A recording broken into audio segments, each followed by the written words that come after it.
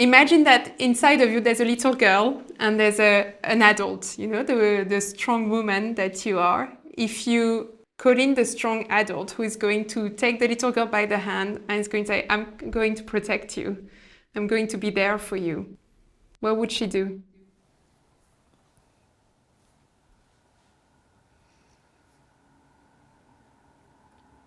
I just don't know.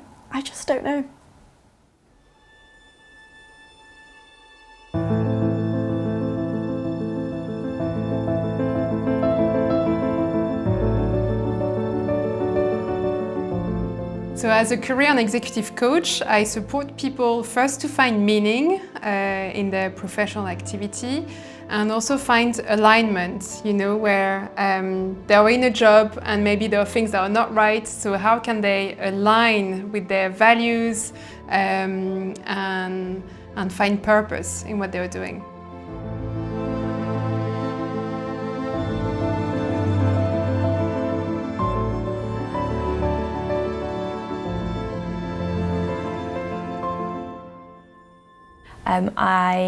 I'm working in a company that I've worked at for nearly 2 years now. So I'm in a company that I really want to be in. So I joined the company on a 20-month contract with the understanding that it would be made permanent quite quickly. And it ended up being, I guess, nearly 2 years later before it was made permanent. And that's the role that I'm now in. I had to interview for that job, which I didn't expect to do. It was kind of discussed that it would just be my job. My role has actually been restructured, so it's actually at a lower level. I was an associate director before, and now I'm a senior specialist. I guess with the restructure, lots of new job announcements have gone out, and so what I'm seeing is people who I've worked with for a long time, maybe they started when I did, and so it's a bit confusing that they're now just going into the associate director roles, and I've gone backwards. I think it's probably worth exploring this because I feel it can benefit you a lot. I can tell that it's moving you. Oh, I'm sorry. It's okay. It's okay. Take your time. And those kind of things, often they can take so much space in our head, in our heart. So it's important to address them. No, I would like to because I think it will be useful. What is that hard for you here? I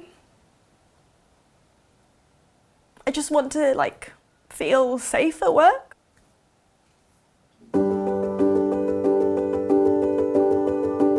I am a new mother. As you can hear, I'm moved over from the US.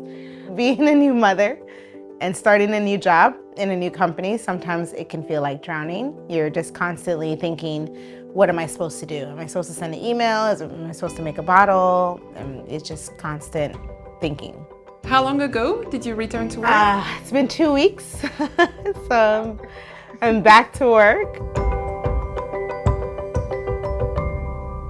It's like full disclosure, I had postpartum, and I had a really difficult pregnancy and a really difficult birth. So I think it's still fresh. So where are you with this now?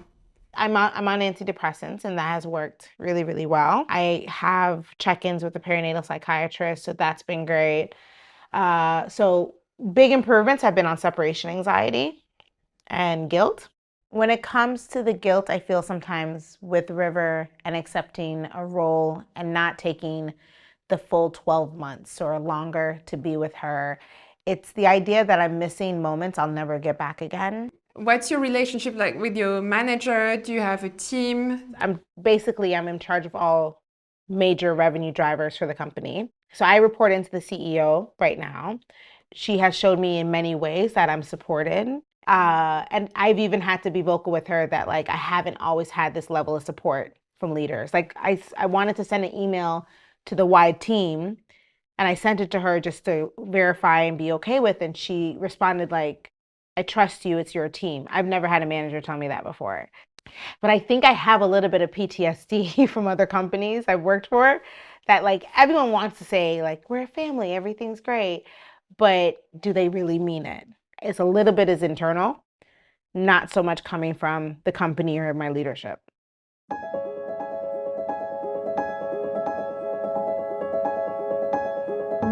I had this goal throughout my entire life to move to London, be living in the UK, and I made it happen. And then a year later, despite all of my success, your job's made redundant, and then just to be told you actually aren't good enough and we're getting rid of you. And so it was tough.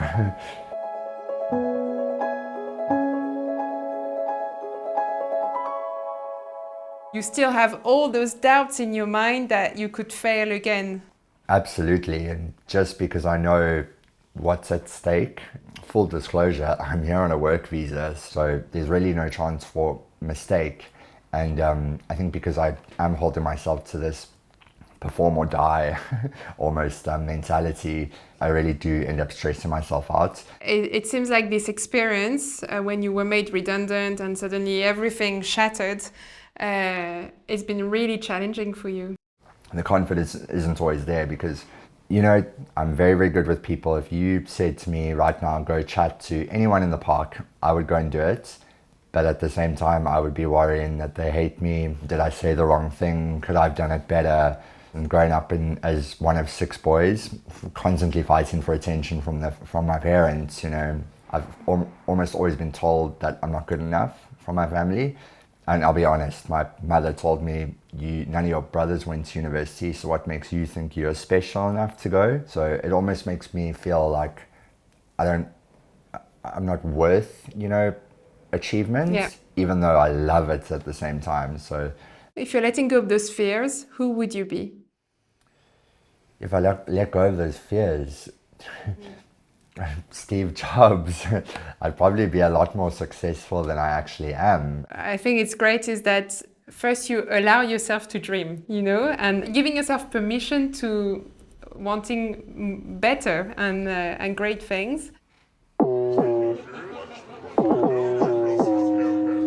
You can have whatever you like. You can have whatever you like. When the beat goes off, we bang to the. Yeah. Adorable. Hello. Hello. You blow a kiss? Mwah. Mwah. Mwah. So, Joe, are you okay if I ask you a couple more questions? Yeah, of course. Okay, so you did mention that you suffer kind of PTSD from previous jobs. Yeah, I think in other jobs and roles, I did feel like I might have had a little bit more insecure leadership where they would kind of push me down, like they wouldn't let me present certain things or they would take my ideas. What impact does it have on your job now? I feel like in some moments when I should really be stepping forward, I'm second guessing myself. And that's where I really appreciated my manager saying, Joe, I trust you. Because in another scenario, if I would have sent that email, I would have been, you didn't let me read the email first. I didn't approve that. Coaching can really help her to find the right tools to navigate through this new chapter of her life. The focus for the next 5 sessions, I'm going to take a lot out of. So I'm looking forward to the growth I'm going to see at the end overall. I need to know everything, who and the what and the where, I need everything. Trust me, I hear what you're saying, but I like it's new what you're telling me.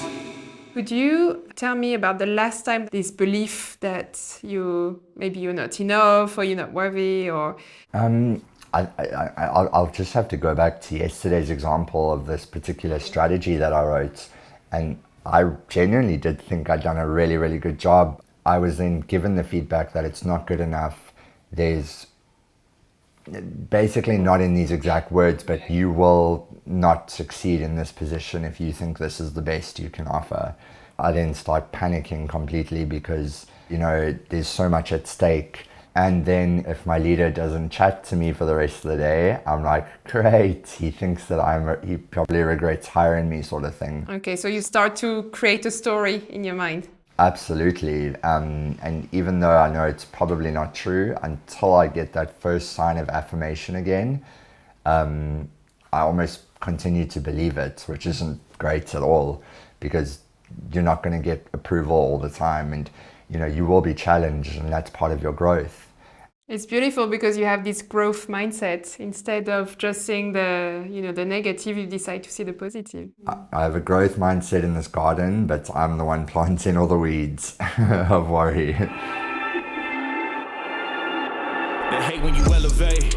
The second of losses, I'm handing them out, yeah, I had to go delegate. It feel like I'm floating, I'm lost in the moment, I swear I could levitate. What would be the right thing for you to do with regards to this situation? To bring back safety? So I feel like I just don't want to rock the boat. I will focus on, for the most part, I will focus on my work that I currently work on. So it's your way of protecting yourself. How do you feel right now? A bit embarrassed. What makes you feel embarrassed?